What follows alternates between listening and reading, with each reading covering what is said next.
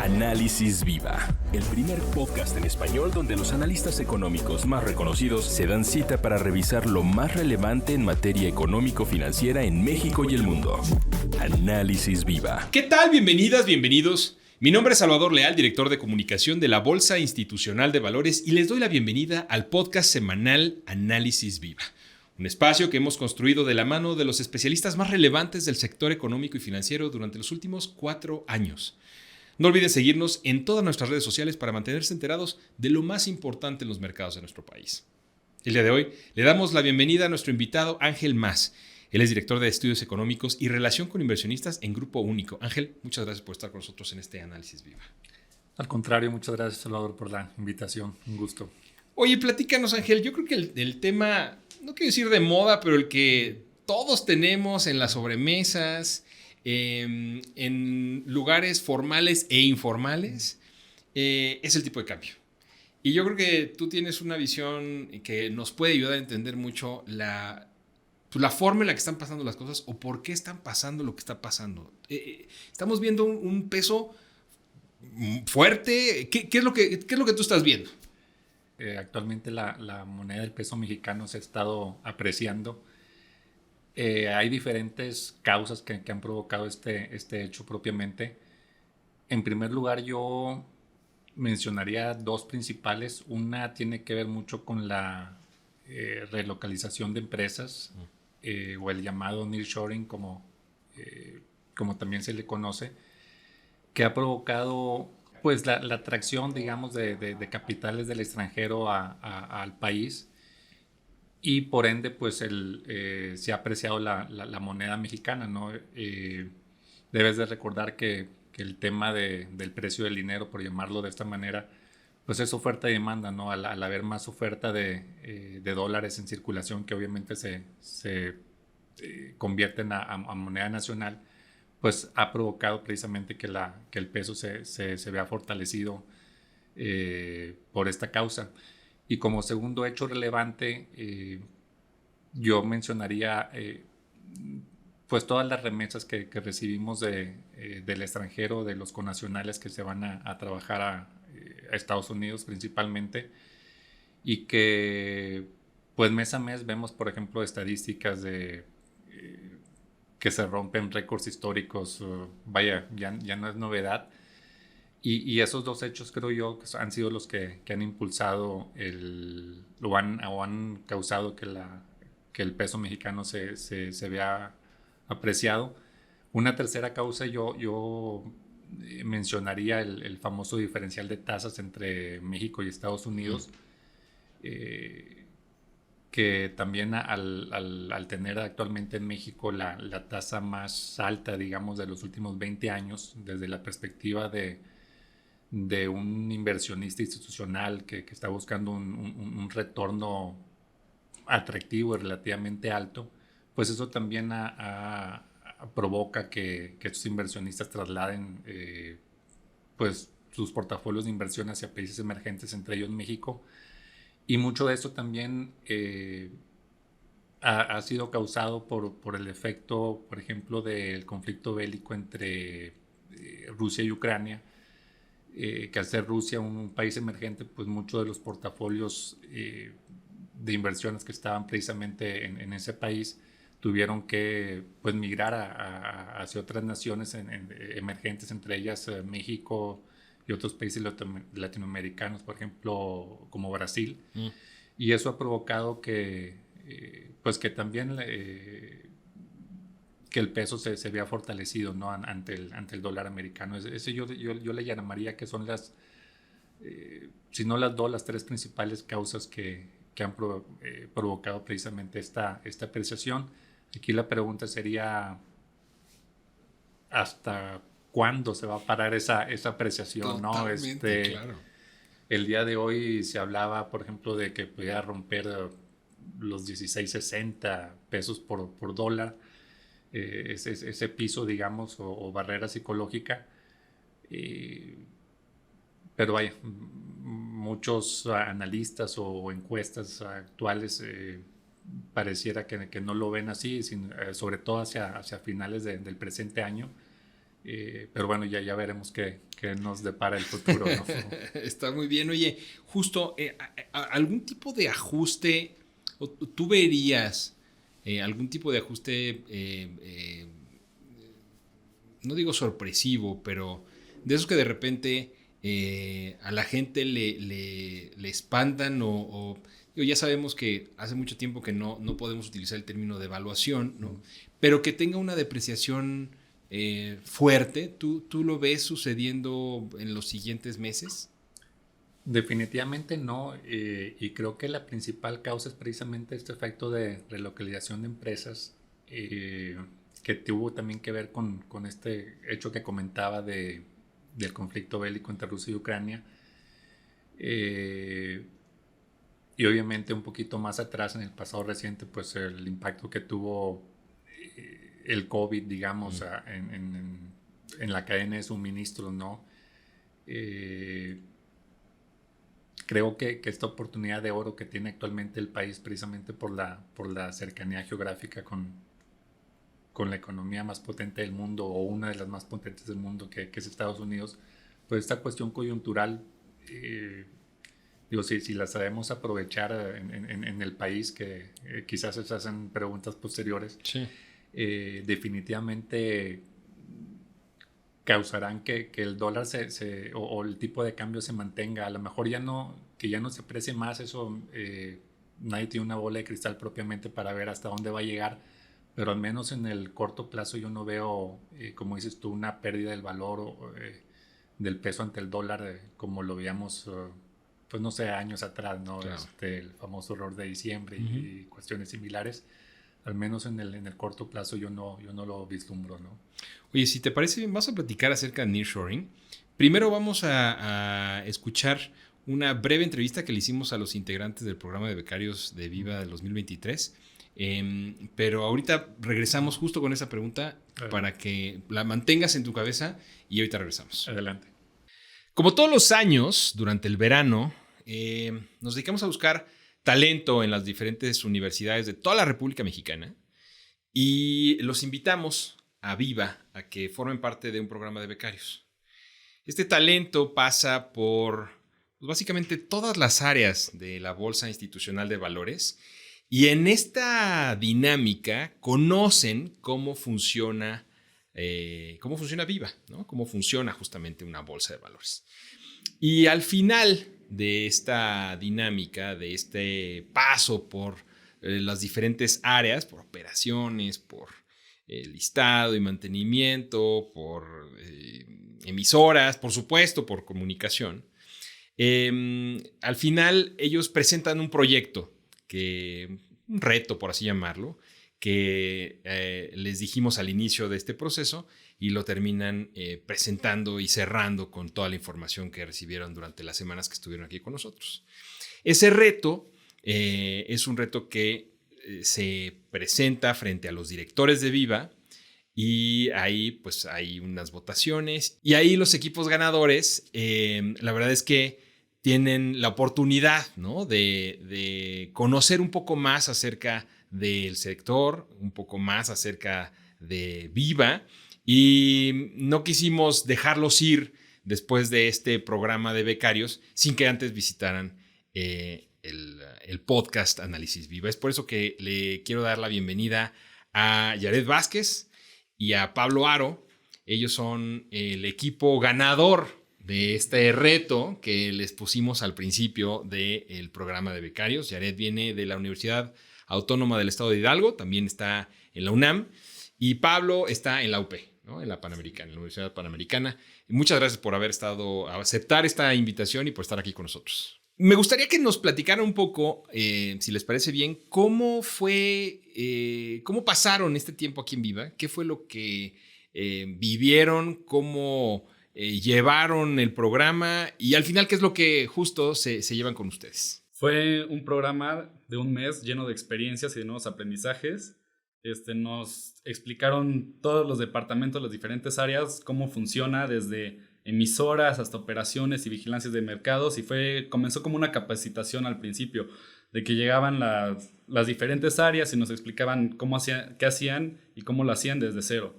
y pues ciertas áreas las apoyábamos en lo que ellas necesitaban, por ejemplo en listados, ver qué empresas se podían listar, si cumplían los diferentes criterios, y ellos pues nos acompañaban en todo este proceso después de esa capacitación que había mencionado. Entonces pues en lo personal fue un programa sumamente enriquecedor para mí, porque estoy en los primeros semestres de la universidad, en los cuales pues es bastante tronco común, y pues este tipo de programas me ayuda mucho a conocer desde el esqueleto lo que hace una bolsa, cómo funciona, y pues sobre todo también me gustaría pues darle el mérito a mis compañeros, ya que ellos pues son mayores que yo y me ayudaron mucho a comprender pues los mercados, los diferentes procesos y cosas por el estilo. Qué padre. Yared, ¿a ti cómo te fue? ¿Cómo viviste esta experiencia? Yo creo, por mi parte, te podría decir, yo que estoy en los últimos semestres, me sirvió muchísimo, porque recuerdo mucho, Richard Feynman decía, si no puedes explicar algo sencillo es porque no lo entiendes. Y precisamente algunos compañeros me decían, oye, tú que ya estás por terminar, ¿qué es esto? ¿Qué significa esto? Pues ahí me di cuenta si de verdad entendía las cosas o no. Y más aún, estar aquí en la práctica me sirvió para verdaderamente aterrizar toda la teoría, todos esos conceptos, todo lo que se ve a lo largo de la universidad. Ponerlo en práctica es muy, muy, muy enriquecedor, precisamente para, aterrizar finalmente todo lo que sepas. Y yo creo que además del aprendizaje, me llevé increíbles amigos, increíbles experiencias, de verdad una experiencia increíble. Conocí a personas, maravillosas, y además los directivos, fueron completamente abiertos conmigo, me trataron excelente, así que me llevo una experiencia increíble. Qué gusto. La verdad es que a mí en lo particular me llama muchísimo la atención el programa, porque tal cual entran a las entrañas de Viva, ¿no? Y como bien dices, nosotros les abrimos la puerta, les enseñamos lo que hacemos, cómo hacemos, les enseñamos la receta secreta, ¿no? Y cómo se hace en el día a día, cómo se cocina el día a día, para que ustedes al final puedan llegar con una propuesta que no vamos a platicar cuál es, porque es una propuesta innovadora, única, y que vamos a implementar en Viva, ¿no? Pero cuéntenos un poquito, dentro de lo que se pueda, cómo llegaron a ella, qué tanto trabajo les costó, si fue un golpe de inspiración, o si más bien fue algo que empezaron a ver con respecto al problema que les dimos, y que al final pues fue a lo mejor muy, muy natural. ¿Cómo fue ese proceso? Sí, pues desde el primer día nos plantearon el tema del proyecto. Entonces entre Yared y yo buscamos la problemática, y de ahí empezaron a surgir muchas preguntas de que cómo, a quién buscar, qué se puede hacer, qué no se puede hacer, si es legal incluso. Claro. Entonces pues ya comenzamos con muchas preguntas entre nosotros, a ver de que pues te suena coherente, crees que sea digna esta pregunta para un ejecutivo de la altura de Viva y así. Entonces pues ya poco a poco fuimos haciendo nuestras conclusiones, fuimos desglosando el problema a través de estas preguntas, y sobre todo para llegar a estas respuestas fue buscando los ejecutivos, ¿no? O sea, preguntando de que, oye, pues tenemos tales propuestas, y así ellos nos iban enlazando con personas que nos podían aclarar eso. Yeah. Uh-huh. Oye, y el resto de sus compañeros, ¿cómo vieron a los otros proyectos? Porque digo, también hay una competencia finalmente, y ustedes están presentes en el último momento, ¿no? Y digo, también se conocen entre ustedes y hay intercambio de información.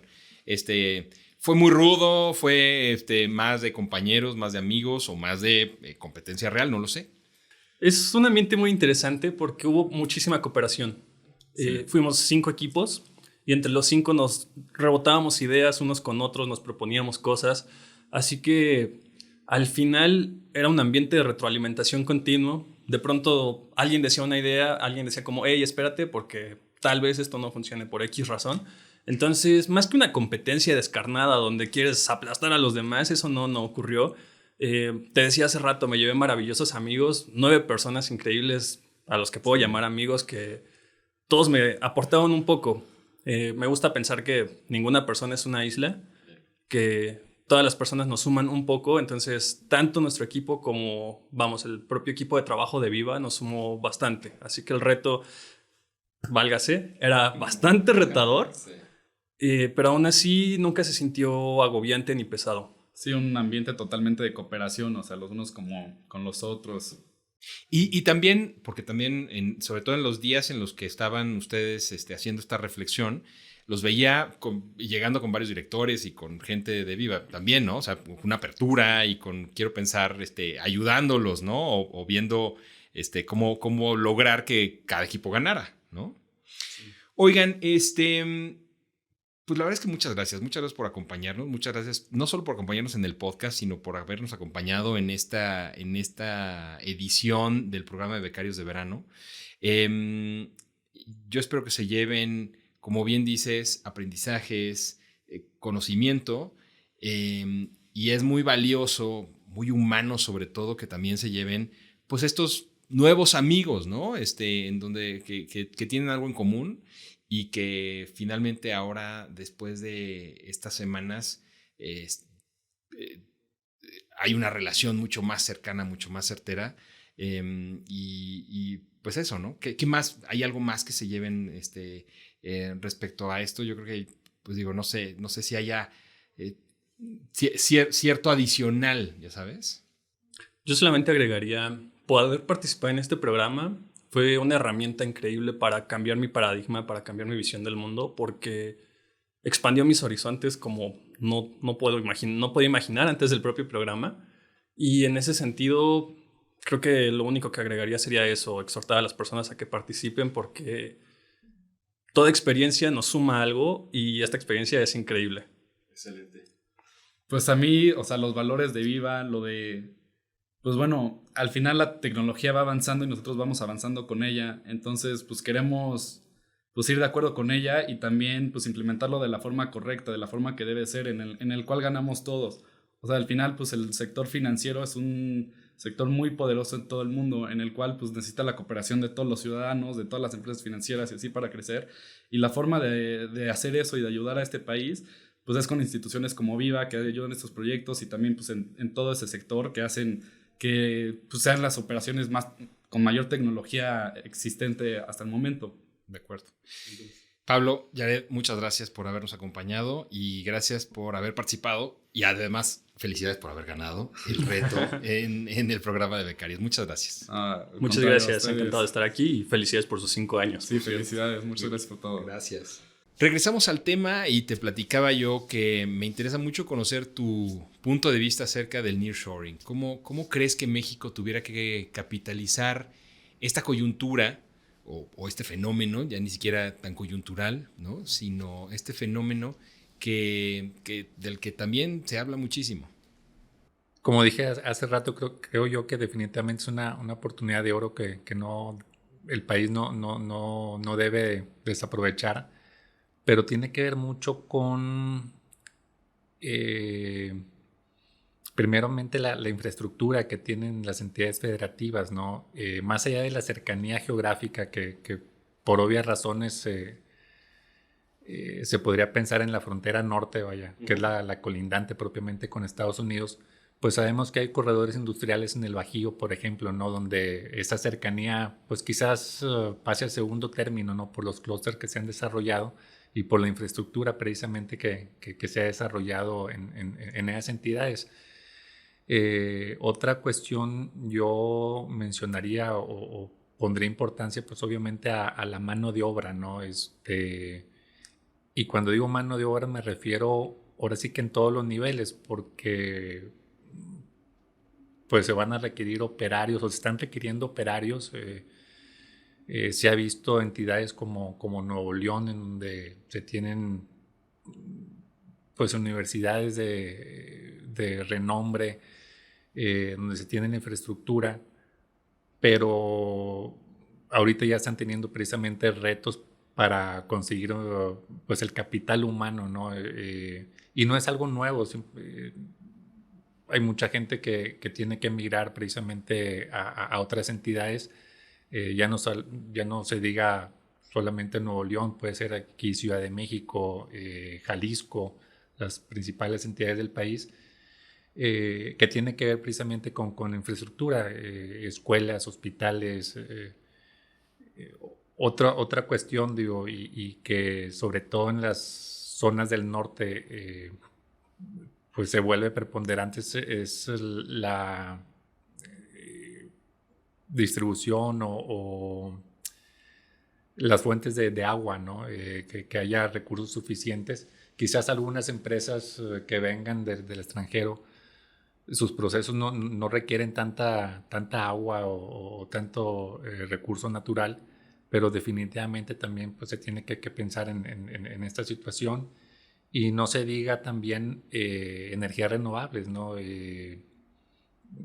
Energías limpias que cada vez están jugando más impulso en temas, sobre todo aquí en la bolsa de valores, ¿no? Los famosos criterios ESG o ASG de gobernanza y cuestiones ecológicas, ¿no? Creo que esto es una cuestión multifactorial. Y por último, yo diría que el famoso Estado de Derecho, ¿no? También que hoy, pues ahora sí, dependiendo a quién le preguntes, ¿no? Te podría dar su propia respuesta.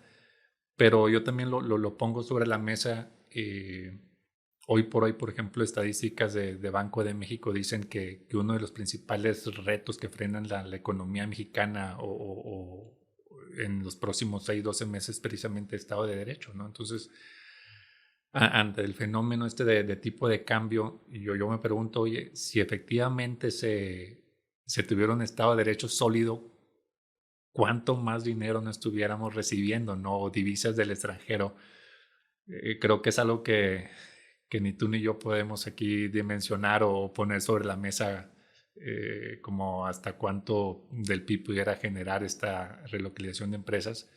Por ahí se habla que hasta 2-3%, por ejemplo, pudiera generar el efecto o qué tan grande es precisamente este ingreso de divisas. Pero vaya, no dejan de ser estimaciones, ¿no? Ya lo veremos más adelante, ya cuando tengamos los datos duros en los próximos años, ¿no? Oye, ¿estás viendo expectativas reales para México? ¿Estás viendo un cambio de no digo de país, pero alguna diferencia justamente con este fenómeno? Obviamente hay rubros o industrias que sí se han visto favorecidas precisamente porque ya se tiene infraestructura o se venía desarrollando, ¿no? Como es el tema de automóviles, de transporte, vaya, en general, ya sea tanto de carga, tractores, automóviles, con toda la instalación de plantas que ha habido en el norte del país y en la zona del Bajío. Obviamente semiconductores, chips, que muchos se han migrado del continente asiático a México o países latinoamericanos y más aún con el tema que se tuvo pues, en el pasado reciente de cómo se rompió la cadena de suministros ante el COVID y pues bueno, digamos que hay ciertos industrias, empresas que se han visto favorecidas unas más que otras, pero aquí yo también me pregunto a qué le estamos apostando, cuál es nuestra visión de futuro aquí en el país, ¿no? Si le vamos a seguir apostando a la manufactura, que se tiene muy buena mano de obra, muy buenos técnicos, creo que eso no se pone en tela de juicio, pero yo me pregunto por qué no se hace algún tipo, como decía un amigo, mente factura, ¿no? Un tipo Silicon Valley mexicano, ¿no? Que es más difícil de replicar, ¿no? Digo, al final de cuentas el estar compitiendo con mano de obra especializada, relativamente barata, vaya, relativamente entre comillas, lo digo con todo respeto,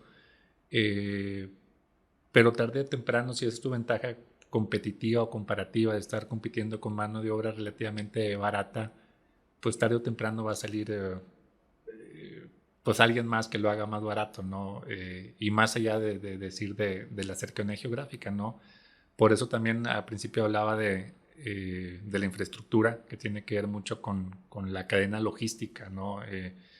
El cómo se transportan por lo que se produce aquí en México hacia Estados Unidos, ¿no? Entonces esa integración también de la cadena logística creo que va a tener mucha importancia, ¿no? En los próximos años, y creo que mucho dependerá pues el crecimiento que veamos precisamente en la integración comercial entre ambos países, ¿no? Me refiero a Estados Unidos y México. Pues estaremos viendo y atentos a lo que nos comentas, Ángel. Te agradecemos mucho que nos hayas acompañado en este episodio de Análisis Viva. Al contrario, gracias a ustedes, encantado. Él es Ángel Mas, director de Estudios Económicos y Relación con Inversionistas en Grupo Único. Y a ustedes, muchas gracias también por escucharnos. Si el episodio fue de su agrado, los invitamos a dejar una reseña, un like en cualquiera de las plataformas desde la que nos escuchen o compartirlo a sus contactos y amigos. Si están viendo este podcast a través de YouTube, no olviden suscribirse a nuestro canal para recibir notificaciones de las próximas publicaciones. La producción de este podcast estuvo a cargo de Rogelio Unzueta. Agradecemos a nuestro ingeniero en audio y video, Héctor García. Los acompañó Salvador Leal y esto fue Análisis Viva. Hasta la próxima. La Bolsa Institucional de Valores presentó Análisis Viva. Suscríbete a nuestro podcast y síguenos en todas nuestras redes sociales.